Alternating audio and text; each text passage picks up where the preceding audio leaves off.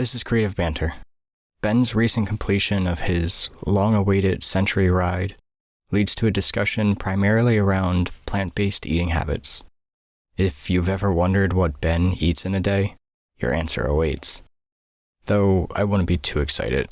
He eats the same breakfast and lunch every day. It's kind of boring. In this episode, we also touch on the idea of knowing when a story should end, brought on by a movie I watched the other night. And perhaps most important is our featured photographer, Todd Dominey. Let's dive right into this, shall we?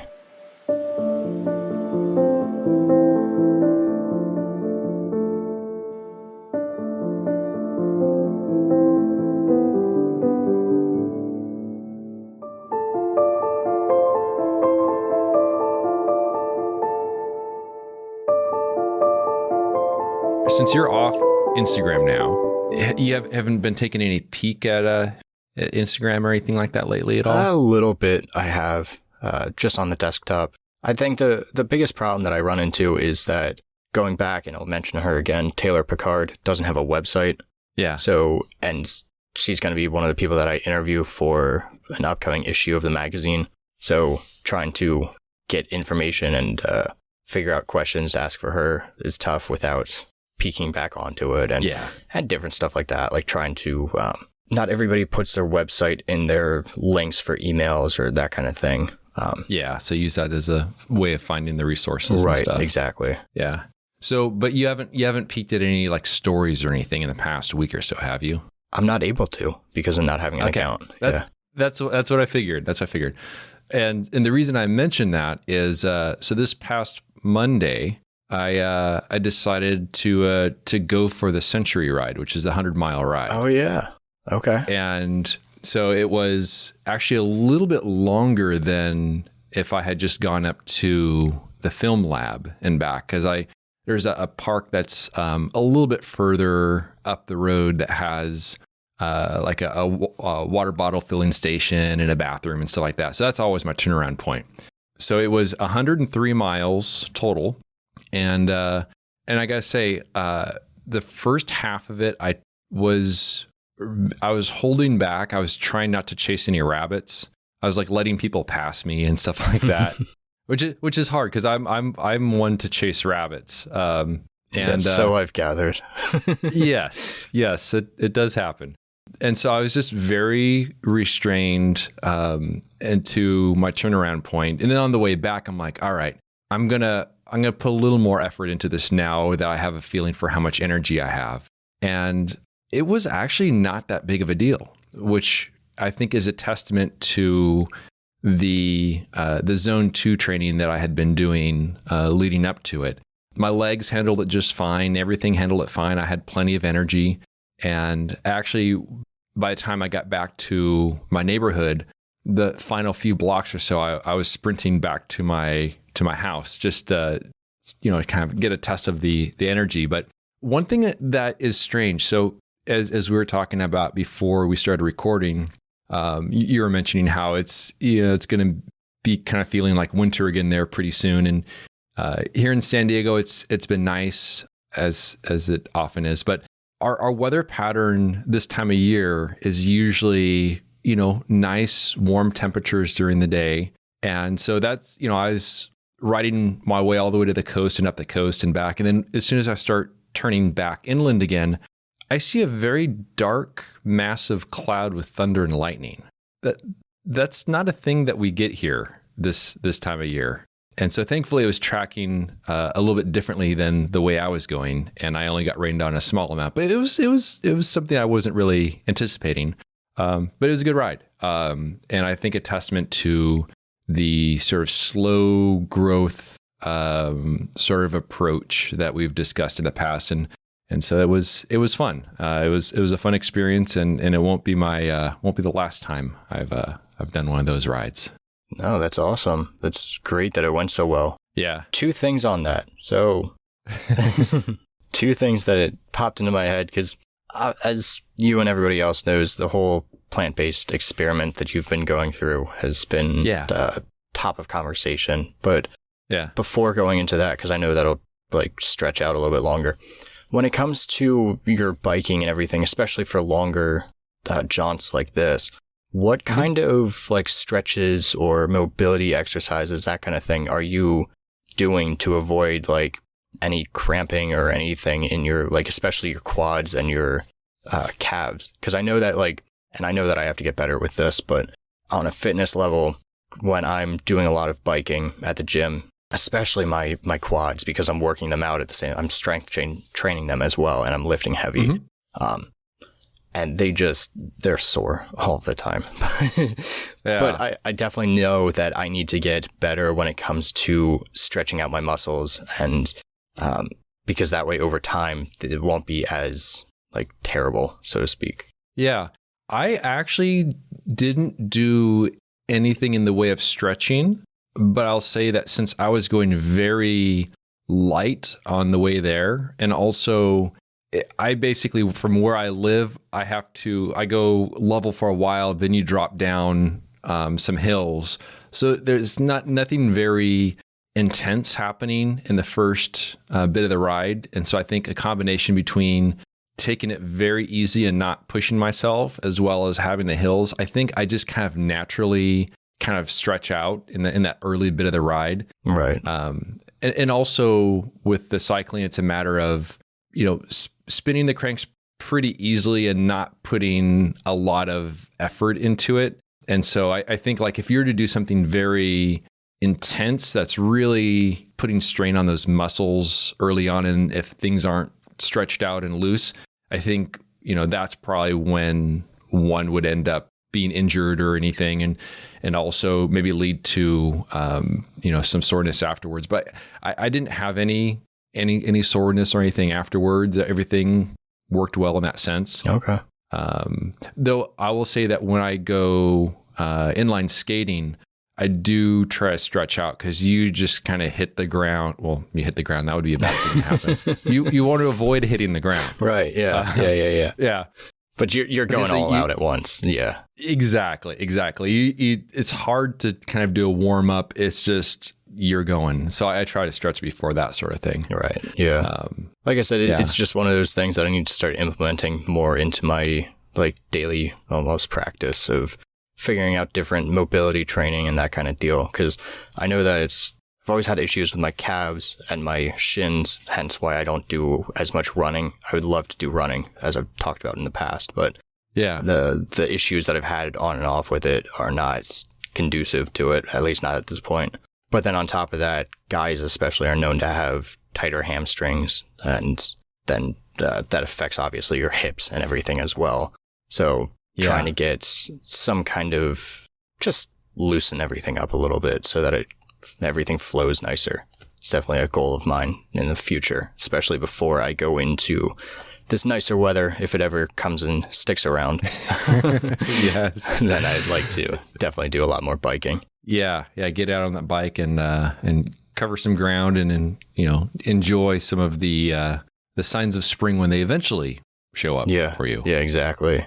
And the other thing that I mentioned about wanting to ask, so I posted in the Discord, I want to say maybe a week ago, and I got one response, maybe two. But thinking forward to like the whole plant-based and experimenting with it a bit more. Yeah. In terms of meals that you use for like breakfast and for like quick, easy dinners, that kind of thing. And this goes out to everyone as well, if you are a part of the Discord especially, or if you just want to email me, whatever. The biggest issue that I've always had with going plant-based or trying it out is that I've always kind of, it's just meal prep, really, is what it comes down to. Figuring out what works well that's going to be as nutritious as it can be, and still taste good, obviously. Yeah. And I have a couple ideas, and I'm starting to implement more whole foods into my diet already, but trying to figure out, especially breakfast, I struggle with. Like dinner isn't that big of a deal. I can spend an hour or so cooking something. But when it comes to breakfast or snacks throughout the day, it gets to be a little challenging to try and figure things out that aren't shitty foods. Because that's my biggest, that's always been my biggest culprit, is like, I wake up in the morning and I just want to eat something. And I don't want to prepare anything. I just want to get up, eat something that tastes good, and yeah. So normally for breakfast, and this I was doing this a long time before, and this is something we've talked about in the past. This is something I've done long before doing the plant-based experiment, but I'll do buckwheat in the morning, right. And I have like this little thermos made for food, and I just pour some buckwheat in there. I just kind of figure out how much to put in there in terms of it, basically what kind of fills the cap up to the threads. So I dump the cap full of buckwheat in there, then pour some boiling water in there, a little salt, a little olive oil. And then after about an hour or so, it's ready. And sometimes I'll actually make that, like when I went on the ride on Monday, when I went on the 100-mile ride, I know I need to have a big breakfast. So the night before, I just took a few minutes to put the buckwheat in there, put the boiling water in there, closed it up. And then in the morning I had some, warm buckwheat ready to go and threw some blueberries in there. And that's like my breakfast almost every single day. I mean, how the hell do you not get bored with that? I love it. I love the predictability of it. I mean, like I go to Zion every year for the past 15 years. Yeah, that's true. But like when I was in Colorado, I was having like oatmeal with blueberries or strawberries in it every single day, the same type of oatmeal. Yeah. And after like, I would have to have something else like every third day or fourth day, something like that. But like at the same time, and it's terrible, but they're technically vegan, so it works. Oreos have been my nemesis the past few mornings. Yes. And just eating far too many Oreos for breakfast. I know that's more of a sugar thing, but nonetheless, like I can go with Oreos and eat Oreos every single day for probably the rest of my life for breakfast.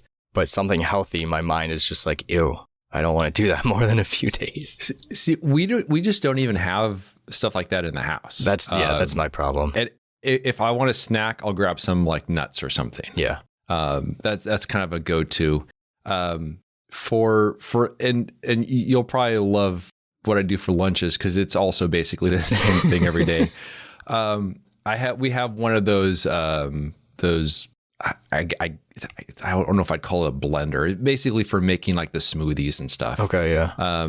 And so I just take a bunch of healthy junk, throw it in there, blend it up into a green slurry, and it's actually decently tasty, but you're just packing in all kinds of nutrients. And so just based on doing some research in terms of some plants that have some naturally occurring good ingredients, and it's going to sound very stereotypical, but kale actually has a lot of good stuff. Spinach has a lot of good stuff. So I'll take one of those, put it in there, blend it up with some water. I'll usually throw some nuts in there, whether it's some cashews or almonds. They get blended up into tiny little bits. Some blueberries, usually some lemon juice, an apple, some stuff like that, and just put it all together in this green slurry, which is just full of like nutrients and stuff. That's usually my lunch. But since I work from home, that's easy to do, easy to have the stuff on hand. As far as dinners, it's my wife does all the cooking in the house. She's really good at it, and so she cooks up something that's plant-based. And so most of the stuff I have is all like whole food plant-based stuff. And I'll say that also, in addition to all of that, I've been since I'm trying to develop my muscles even more for the cycling and everything else, I have a plant-based protein powder that I'll just make a little drink with after working out. And so after getting back from the gym or after coming back from a ride or anything like that, I'll just take some of that protein powder. I actually put a little bit of maple syrup in with it, a little water, and it's fine. It smells a little bit just like flour. It doesn't have any weirdness to it. Okay, it's just flour water with a hint of maple syrup, But I've definitely noticed that my legs are getting stronger. So it's not to my own detriment in terms of the whole plant-based stuff. I think there's a bit of a misconception that like, people that have a plant-based diet, they don't have a lot of muscle mass or they lose muscle mass. I'd say that if you are on an omnivore diet, you probably just kind of assume you're getting everything you need and you don't really think about it. So you might also be lacking in protein. with a plant-based stuff, beans, nuts, all that sort of stuff has protein in it. I have a lot of that. And then also supplementing it with some of the other stuff. And I can just say that my legs are getting stronger. So it's not to a detriment at all. Yeah. So is your wife officially on board with this with you? Or because I know that you guys weren't like huge carnivores in the first place, but like, no, I know that she was still eating meat in the beginning of this journey, if you want to call it that. She's still, we never really did much in the way of red meat beforehand. It was always just like chicken or fish. Yeah. And so she hasn't joined me in my insanity of the plant-based stuff. But I think she's also seen that the results have been pretty good from it. And so maybe at some point she might be tempted to try it. Though it's a little bit more difficult because she works a full-time job. And so, having lunch, there's less lunch options that are, plant-based. And so being at home for lunch, there's a lot more flexibility in that sense. So it'd be a little bit more difficult for her.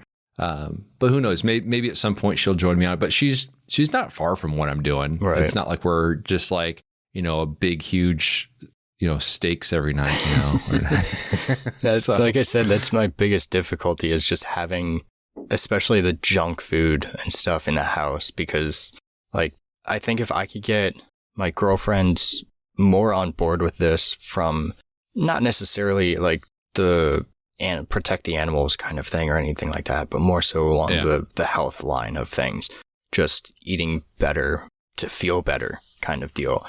If I can get her on board with all of that, even as like let's try this throughout the summer. Let's just do this and say that we're going to commit from May until August fully for it. Then I think that would be a lot better and a lot easier on not only myself, but also on her. If you don't have it and you can't see it, then it's much more difficult to access it. So exactly. That's it. And it is a strange thing in a way of, after a while, the thought of some of the, like Oreos or stuff like that, it might be like, oh, I'll have one. Cool. I got my fill of them. That's it. But to think of like an entire box full of them, it's just not very appealing after a while. Yeah. I mean, like even now for me, like I'll out myself. I got these Oreos, like obviously when you get Oreos, you have to get the family size because the regular size is just, there's no point. It's not worth the money. What is it? The party pack or the party size, whatever fancy name they have for it. That's a little bit too much. That just makes me feel like too much of a fatty. You know a lot about this. Oh, I know. I do all the grocery shopping. So of course I see it. But so the other day I picked up one of the family sizes and got a jug of milk and come home and I'm like, all right, this is gonna be my breakfast because I'm craving them something fierce. My girlfriend comes home that afternoon and she's like, oh, you got Oreos, and she goes to like grab maybe 2 or 3 or whatever, and she's like, when did you get these? And I'm like, I just got them today. I'm like, why are you fat shaming me? I demolished a full sleeve of them in a morning. That's 12 cookies. I'm like, so let's do the math here for a minute. At 12 cookies, 2 cookies is 140 calories. So I need my calculator for this. I'm not a math major. So 70 times 12 will give us 840 calories plus the milk, a cup of milk. So you're probably looking at about, say, 950 calories in the morning. I'm like, I'm trying to shed some fat. I'm not trying to put it on.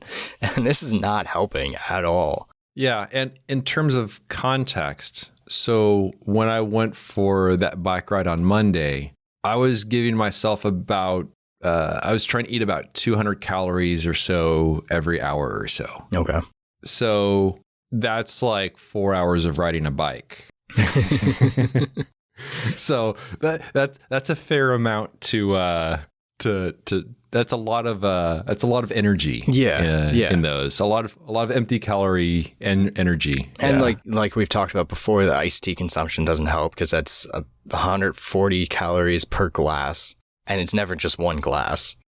And like I think about this every single time afterwards, but I don't do anything about it, and something needs to change. But it's not like I feel good after consuming so many calories at one sitting or like any of that. A lot of it is just like a boredom thing too, because of the cold weather today. Like I went for I took Emmy for a walk in the woods today, this morning for about 3 miles or so, and got home from that. And then I'm just, because of being so cold outside and so windy, like I'm just going to sit and relax and play video games because whatever. But then I find myself just like eating because there's nothing else to do and I need something else. I feel I need something else to do. So it's definitely, there definitely needs to be a mindset shift around food. And at least like if I get, like I've been eating a lot of grapes as like what nuts would be to you. And at least that way you can't really overeat on grapes. Like you can't overeat on whole foods nearly as easily as you can on junk in terms of calorie consumption. Yeah, because like with the junk stuff also, you have one cookie and your brain says immediately, give me another cookie. Yeah, give me another cookie. Yeah. And that's what your body's telling you before at some point you say, too many cookies. That signal happens after the package is already empty, because that's something that those companies are formulating things to make it as appealing as and addictive as possible. One thing that my wife and I do when it comes to what we drink, we don't have any. We have like tea and coffee and stuff like that in the house, but like nothing sugary or anything like that. What we do have is very aggressively carbonated water. We love water that's so carbonated that it'll floss your teeth. Where I've never, for me, I have no real desire to like drink any hard liquor. I've never drank any hard liquor in my life. I've no desire for it. But you see like the movies where they're like drinking vodka and then it's like burning their mouth and like, that's the sort of reaction that we get from how carbonated this water is. Jeez. And so that's what we have. We have a older soda stream where you can hook to it a refillable CO2 canister on a little adapter. Then I have a 10-pound CO2 tank that I get refilled from a local welding supply store. And then I refilled the smaller one. But we just, you basically pump it with CO2 until it feels like the bottle is going to explode. But then, yes, very incredibly aggressively carbonated water is our guilty pleasure. And other than probably somewhat destroying the environment from it with all those CO2 emissions from our water. But hopefully eating the plant-based stuff, I don't know, makes up for that a little bit at least. But that's our non-guilty pleasure is the aggressively carbonated water. Yeah. And it's very, very satisfying. Yeah. Yeah. I can't do the whole carbonated beverage thing. Like at least I have that going for me. Like it's rare for me to have a Coke or a Pepsi or any of that stuff. And if I do, it's either like the root beer or the Fanta. But it just hurts my teeth. Yeah. Any of that sort of stuff. Yeah. Like I'm just like, I'm not a hummingbird. I'm not built for this sort of thing. My girlfriend likes her Coke, and so the legal kind, of course. But I just think every time that like I drink it or that she's drinking it and I see it, I just think like, do you know what you're putting into your body? Like, do you know that you can use that for cleaning and it does better than most like bleach cleaners? I can't help myself but to think like that when it comes to that kind of stuff. But at the same time, the other kind of crap that I'm putting into my body that's not making me feel any better, I'm like, maybe it'd be better off if I was just drinking soda as a guilty pleasure. But all of this really is really on my mind, obviously because of our conversations through here, but also because of watching that twin study that you had recommended a few weeks back. Yeah. I finally got through that. And oh, cool. So what do you think by the time you got to the end of it? I mean, obviously, as I'm sure you could tell, like it's something that I want to start implementing is more whole foods, and I've been like that. I've had that thought process for a few years now. Yeah, but just like and I've watched a couple of these different studies or documentaries in general that talk about plant-based being a better diet for the human body and limiting meat and like Mediterranean diet and that kind of deal. Like, but the biggest thing that always gets me is seeing like all of the farms and especially the overfishing. Like when they were talking about the salmon aspect of things, I'm like, that's crazy to me. Like I worked in seafood at a grocery store when I was too young to legally be working in seafood at a grocery store and doing the things that I was doing, but and feel like I'm talking like I was born in the 50s, but but I never knew like, and I was a angsty teenager, still angsty, but and that I never really like put any effort into knowing the difference between the different fishes and like, oh, well, what's the difference between farm raised and wild caught salmon? And when they got to that part of the show and they were talking about, you had the salmon advocate talking about how fatty the farm raised salmon is, that you could cook it without needing any kind of oil on the pan. Yeah. Like that's just, I don't know. That's just, there's something so wrong with that, with how we do things, that like overfishing, and on top of that, it's not sustainable on either side, whether it's wild or whether it's farm raised. It's tricky. Yeah, it is. But so we'll see how it goes. We'll see how things work themselves around, and just continue prodding my girlfriend a little bit to get rid of some of the junk that we have around and go towards a healthier diet. That's just, like I said, overall better for us. I think it's a matter of just doing, figure out where the parts of the areas that in particular are drawing your attention to, and figure out like solutions for each of those little bits at a time. And then things I think would more so fall into line. Yeah. But it's perfectly doable. I think now that it's technically spring, and at some point when it gets a little nicer out there, it's probably a good time to do a little bit of a experiment on that regard. I'm still going strong with it. I don't really have any intention on going back. And so I don't know. I found solutions that even if I do go back, solutions that I would still stick with doing in terms of like the backpacking food stuff that isn't just like loaded with like horrible stuff in it. So that's it's been a fun little experiment. No, yeah, that's good. I'm glad to see that it stuck around a lot more than it's kind of like this podcast. You weren't quite sure if it was actually going to stick around as well as it has.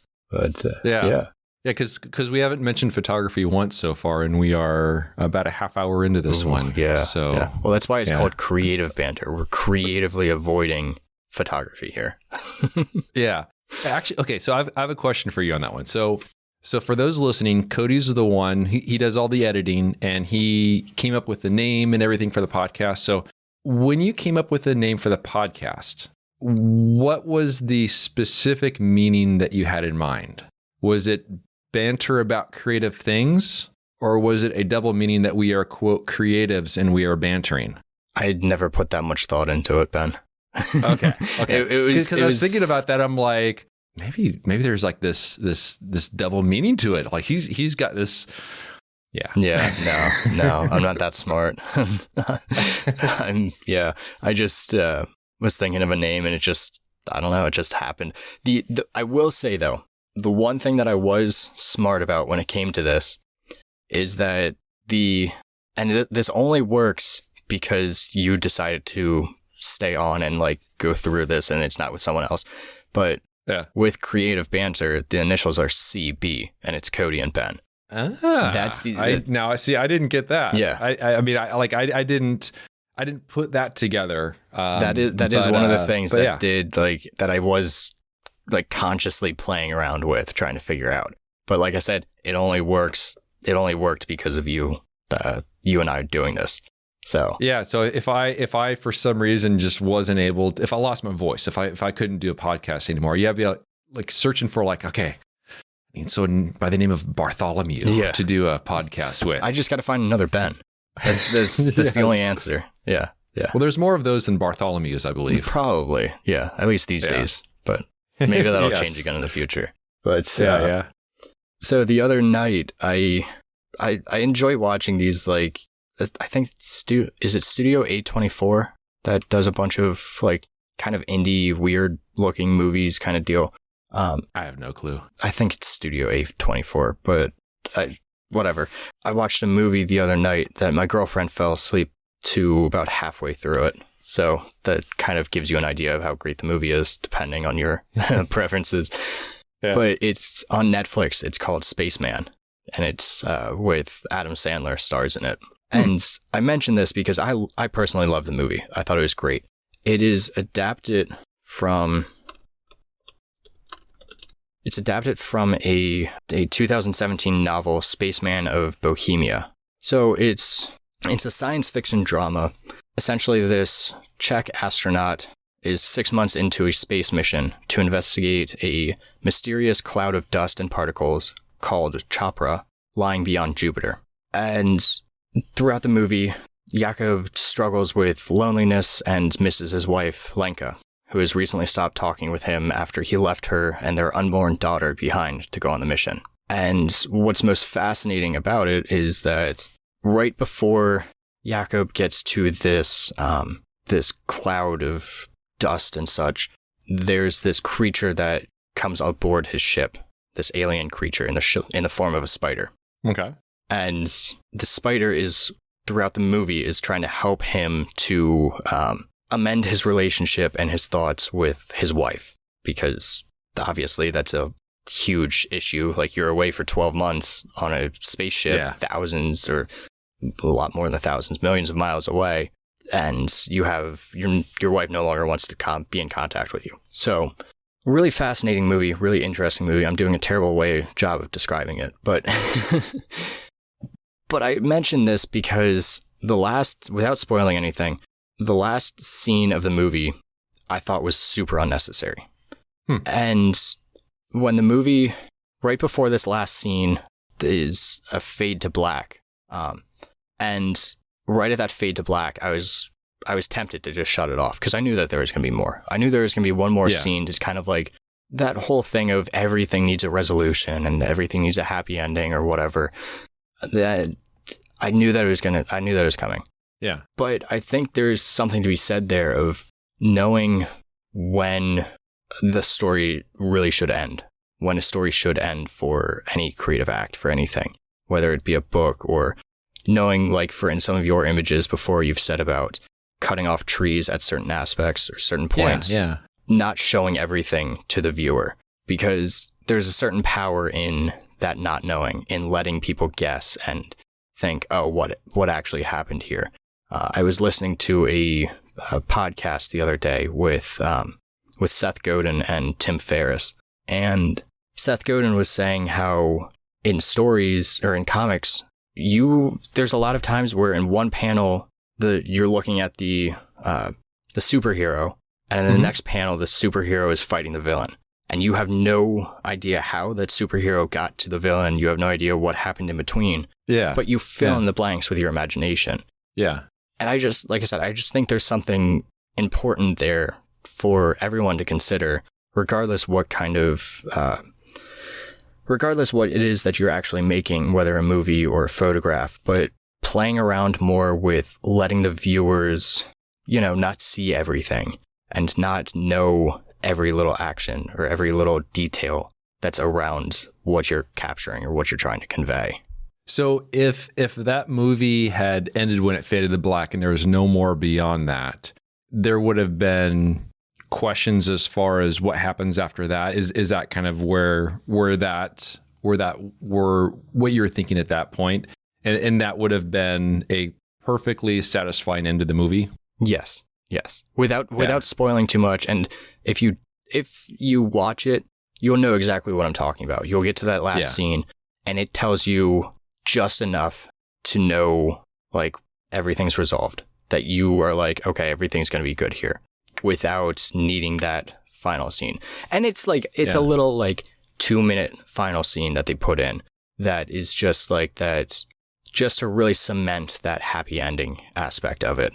But it's like, did you watch your own movie and not realize that you don't need it there because it's already been cemented through the actions, through the whole like course of the movie itself? I also wonder if sometimes stuff like that is because if a person is working on a project for so long, they become blind to it. Yeah.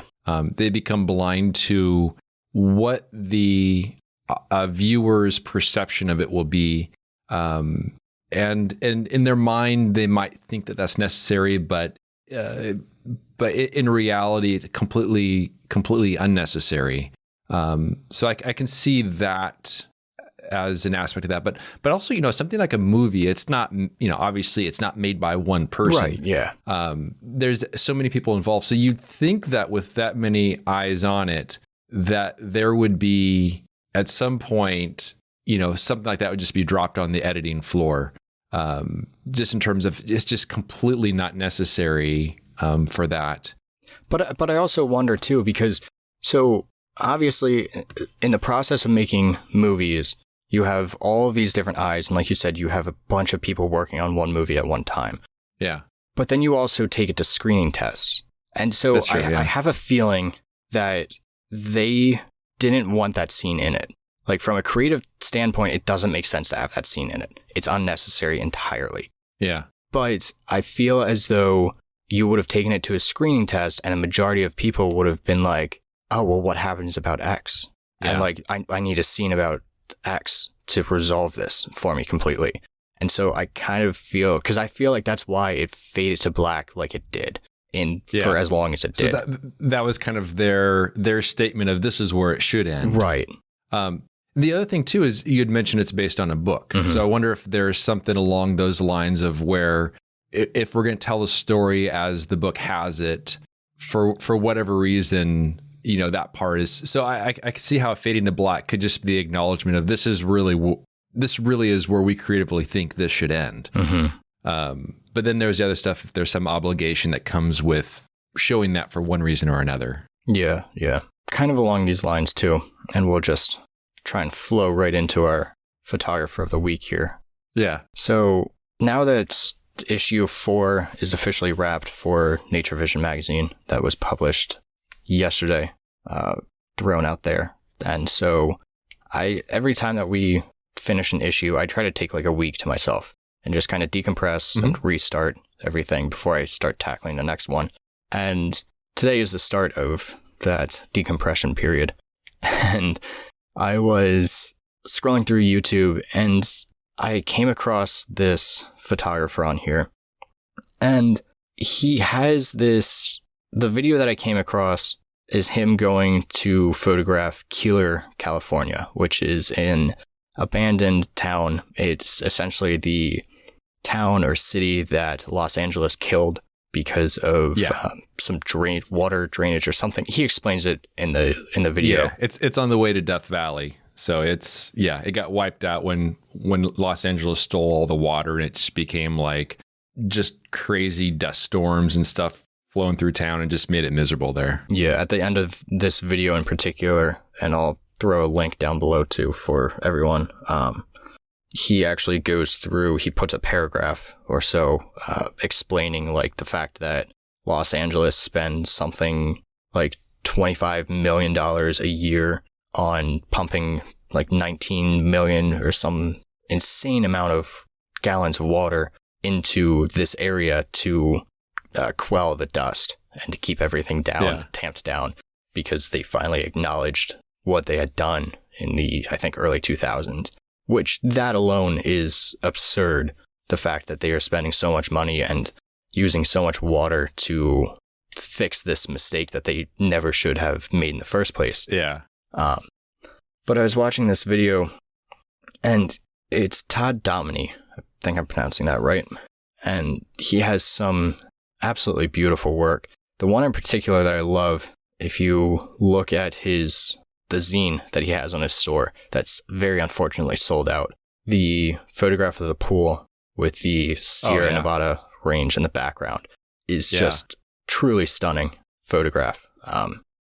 And I say about flowing into this from the spaceman topic because in some of his videos, he was talking about knowing what to show versus not showing and trying to get that separation and let the viewer kind of tell their own story. Yeah, it builds a sense of story for sure when there are certain details that are not revealed. It gives that sense of story, gives that sense of place. And that's definitely something that comes through in his work. Yeah. So on his About page, he says that he is a photographer currently residing in Atlanta, Georgia. His primary photographic interest includes desolate, undisturbed landscapes, as well as crossover spaces where man-made structures and objects collide against time and forces of nature. After spending most of his adult life in the field of design, he shifted his focus to photography, and he leverages his professional expertise in design principles such as rhythm, contrast, emphasis, balance, and more. He now employs these skills to capture images that highlight inherent symmetry and structure amidst the seemingly chaotic aspects of the natural world. And you can definitely see that in a lot of his work. I love the Mojave gallery that he has up. I always love those man-made structures. Yeah, the sort of the decaying structures that are just, riddled with story. Exactly. Yeah. A lot of the images have a very film-like look, even though I believe they're all digital. But they have it looks like color negative film in terms of very low contrast, kind of pastel, has a look of as though it was photographed on portrait film. Yeah. And I think a lot of that comes from him using, at least recently, the Fuji GFX 100S he picked up a while back, and the film simulations that come with that, and obviously editing and everything that he does to it to get that look. And also just having a sensor where you can very drastically tweak those images and they don't just like fall apart. Right. So that's also a testament to that. But yeah, very, very a clean aesthetic as far as the images. Very, very nice presentation. And then it's interesting. There's the Ghost Gallery, which has the images I mentioned that have almost like a look as though they're taken on portrait color negative film. And then I see the Apollo series, which is very contrasty, like a very dramatic black and white. So, it's interesting because a lot of times if you look at a photographer's work, you will see a consistency of editing style among all the images, but within these galleries, you can see that he's experimenting with different aesthetics depending on the subject.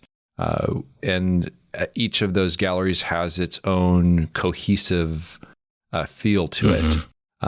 So it's very interesting because you don't see a lot of photographers that will have such a different style among different bodies of work.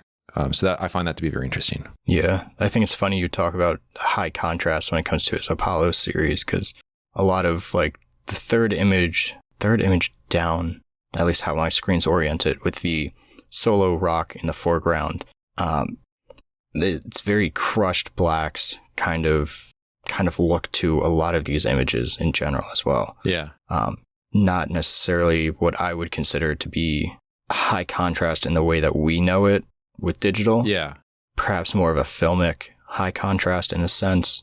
Yeah, really dark shadows with the remaining tone being more so mid-tone. Yes. So not high contrast in terms of like, lots of white, lots of black, but like a very moody dark tone, I guess. Right. I guess one would say. And I've always loved that look with black and white. That's just a lot of very dark image, but a lot of mid-tone and not a lot of black is how I would describe it. Nothing that really punches you in the face, just kind of slaps you across gently. Yes. Yeah, that's a great suggestion. I had not seen his work before, but it's very, very interesting to look at. And I think one of the things I love about seeing the work of a photographer is if I look at their work, I'm like, that's a really cool photo. I totally wouldn't have thought to photograph that. And I think that's a very, very good sign of a photographer who has a very good eye for things, and you can see how it translates very well to a lot of these scenes. So that's very, very cool.